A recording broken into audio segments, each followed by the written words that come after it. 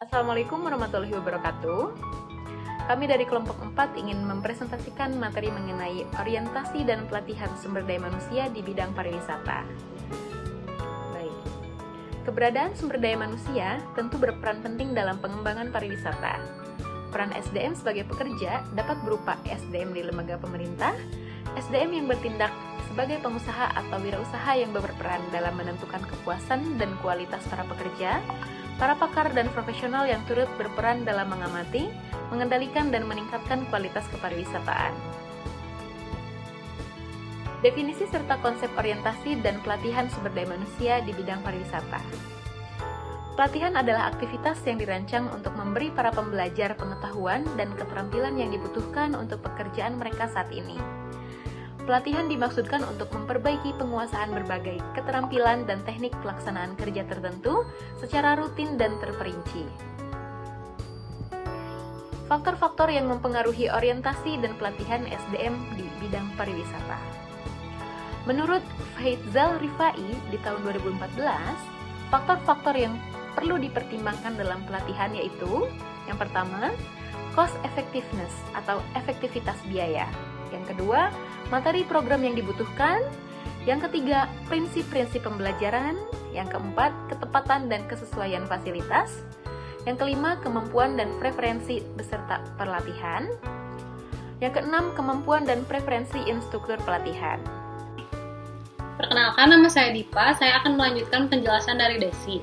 Sedangkan menurut Marwansyah tahun 2016, faktor-faktor yang mempengaruhi pelatihan sumber daya manusia adalah sebagai berikut.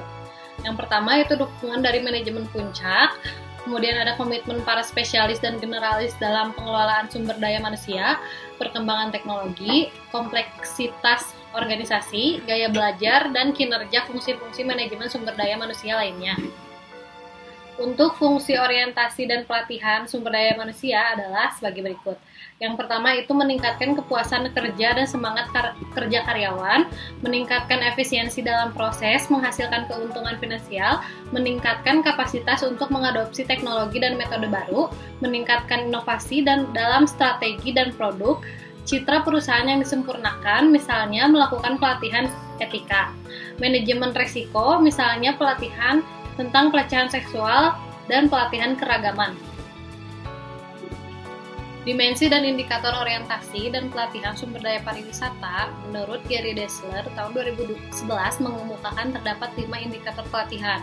Di antaranya, yang pertama itu instruktur, mengingatkan pelatihan umumnya berorientasi pada peningkatan skill, maka para pelatih yang dipilih untuk memberikan materi pelatihan harus benar-benar memiliki kualifikasi yang memadai sesuai dengan bidangnya, profesional dan kompeten. Yang kedua, peserta pelatihan tentunya harus diseleksi berdasarkan persyaratan tertentu dan kualifikasi yang sesuai. Selain itu, peserta pelatihan juga harus memiliki semangat yang tinggi untuk mengikuti pelatihan. Yang ketiga, metode pelatihan akan menjamin berlangsungnya kegiatan pelatihan sumber daya manusia yang efektif apabila sesuai dengan jenis materi dan kemampuan peserta pelatihan. Yang keempat, materi atau kurikulum yang sesuai dengan tujuan pelatihan sumber daya manusia yang hendak dicapai oleh perusahaan. Yang kelima, tujuan pelatihan memerlukan tujuan yang telah ditetapkan khususnya terkait dengan penyusunan rencana aksi atau action plan dan penetapan sasaran serta hasil yang diharapkan dari pelatihan yang diselenggarakan. Tujuan pelatihan harus disosialisasikan dahulu kepada peserta agar peserta memahami pelatihan tersebut.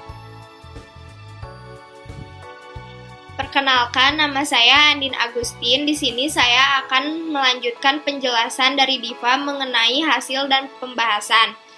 Dalam suatu organisasi, hal yang paling penting yang perlu diperhatikan adalah sumber daya manusia yang menjadi pendukung utama tercapai tujuan organisasi.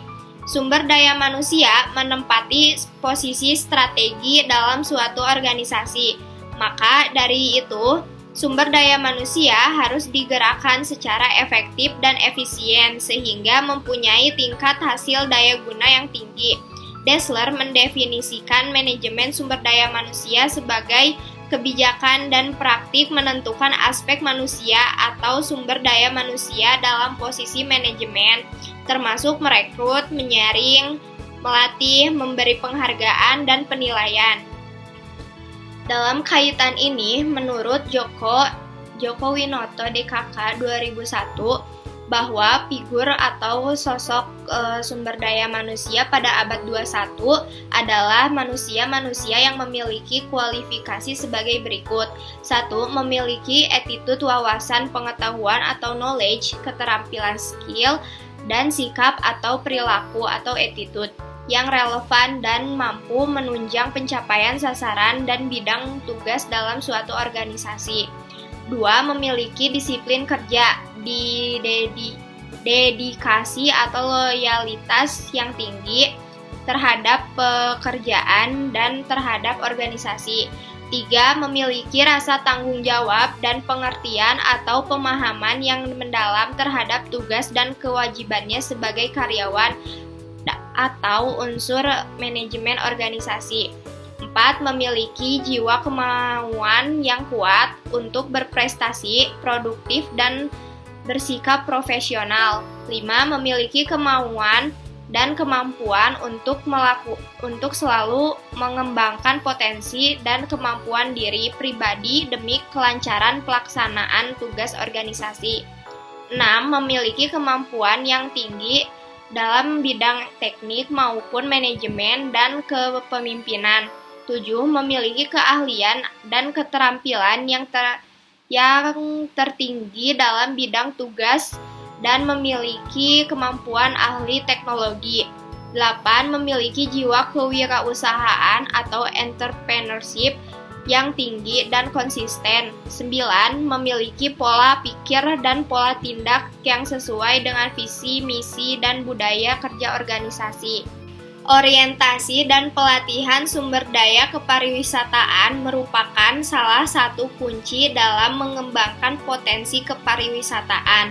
Salah satu masalah dalam mengembangkan pariwisata adalah tidak tersedianya fasilitas yang cukup untuk menunjang pendidikan pariwisata.